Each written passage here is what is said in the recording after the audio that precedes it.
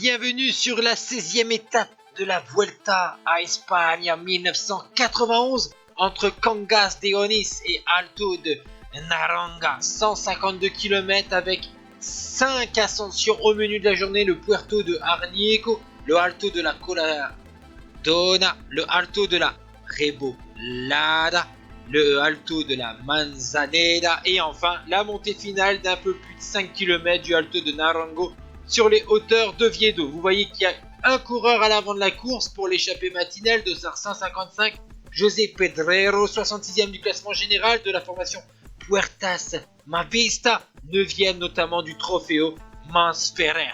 Derrière, au sein du peloton, 3 équipes vont se montrer pour la poursuite. Il y a l'équipe sœur de Piotr Ugrumov, la Once de Melchior Maori, porteur du maillot jaune de leader, vainqueur de 2 étapes de cette Vuelta. La première étape qui était un contre-la-montre de 8 km et un plus long contre-la-montre lors de la 8e étape. Et donc il est en plus maillot jaune depuis la 4e journée de course.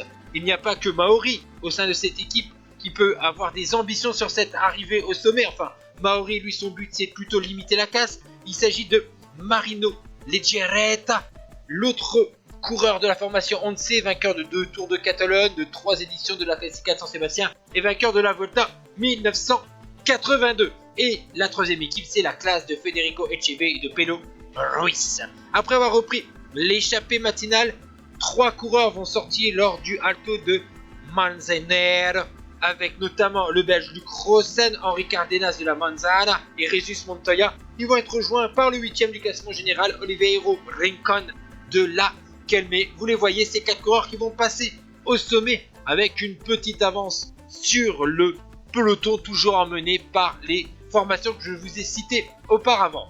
Dans la petite portion de plaine à Oviedo pour rejoindre l'ultime montée, on va voir notamment Acacio da Silva, le portugais, revenir à l'avant de la course. Mais vous voyez que la formation Once est en ordre de marche autour de son maillot jaune, Melchior Maori, tandis que dès les premiers mètres d'ascension, Jesus Montoya, encore lui, a attaqué. Derrière, au sein du peloton, la sélection va s'effectuer. Vous voyez un groupe de 3 qui va se constituer, mais il va être vite repris par le peloton. Nous sommes dans les premiers mètres du Alto de Naranco.